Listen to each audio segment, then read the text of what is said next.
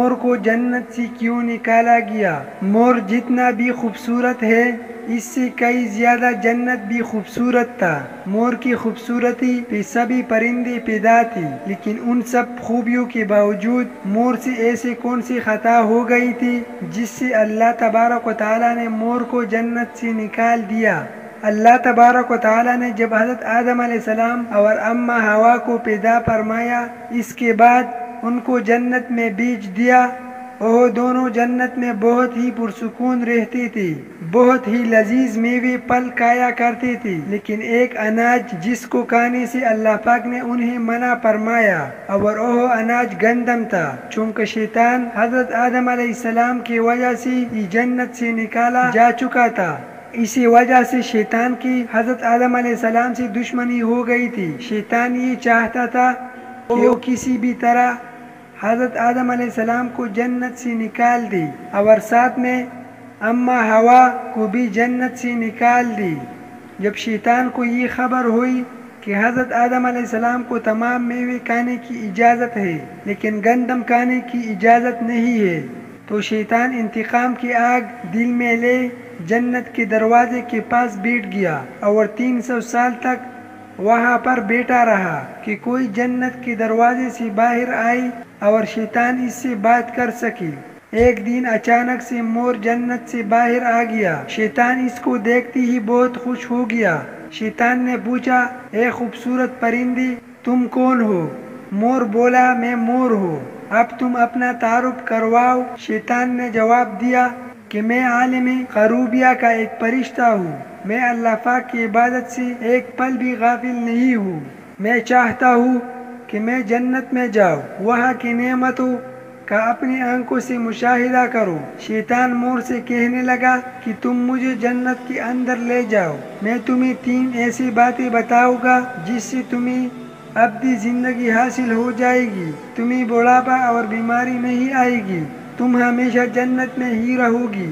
شیطان کی یہ باتیں سن کر لالچ میں آ کر مور نے کہا کہ مجھ میں تو اتنی طاقت نہیں ہے کہ میں تمہیں جنت کے اندر لے جاؤں، لیکن ایک سانپ میرا دوست ہے، وہ شاید تمہاری مدد کر سکے۔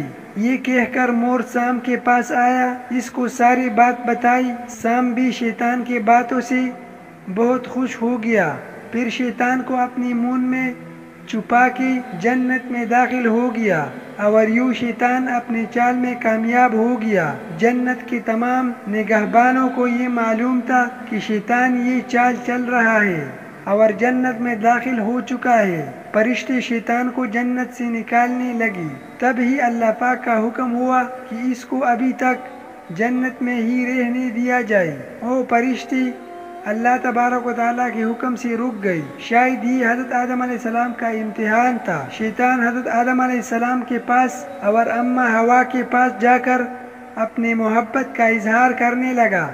وہ دونوں ہی شیطان کو پہچان نہ سکے، کیونکہ ماضی کے مقابلے میں شیطان کی شکل تبدیل ہو چکی تھی۔ شیطان کہنے لگا کہ میں چاہتا ہوں کہ آپ دونوں ہمیشہ جنت میں اسی طرح زندگی گزاریں، ہمیشہ خوش رہیں۔ حضرت آدم علیہ السلام اس کے بعد بہت غور سے سننے لگے۔ شیطان نے کہا، اگر آپ میری بات مان جائیں تو آپ کو جنت کی اور بھی تمام سہولتیں مل جائے گی۔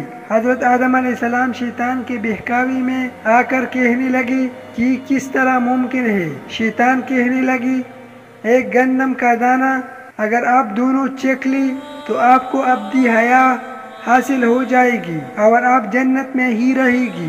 یہ بات سن کر حضرت آدم علیہ السلام کے دل میں رجحان پیدا ہوا، لیکن ان کے دل میں اللہ تعالیٰ کی نافرمانی کا خوف غالب آ گیا۔ جبکہ اماں حوا شیطان کی باتوں میں آ گئی، جس پر اماں حوا نے حضرت آدم علیہ السلام کو راضی کر لیا۔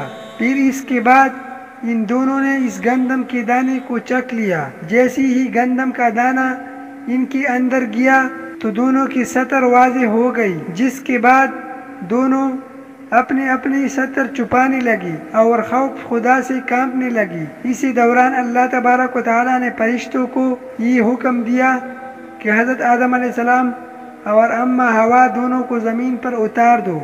حضرت آدم علیہ السلام کو سری لنکا کے قریب نیچے زمین پہ بھیج دیا۔ جبکہ اماں ہوا کو جدہ کی سرزمین پر اتارا گیا۔ جن خوبصورت پیروں سے چل کر مور شیطان کو جنت کے اندر لے کر آیا تھا، وہی خوبصورت پاؤں اللہ پاک نے مور سے لے لی۔ سام جو اپنی مون میں شیطان کو چھپا کر لایا تھا، اس کی مون کی خوبصورت خوشبو کو چھین کر اس میں زہر ڈال دیا گیا، پھر مور کے ساتھ ساتھ سام کو بھی جنت سے نکال دیا گیا۔ وظننت أنا أني بذلك حزت غنى فوجدت أني خاسر فتلك مظاهر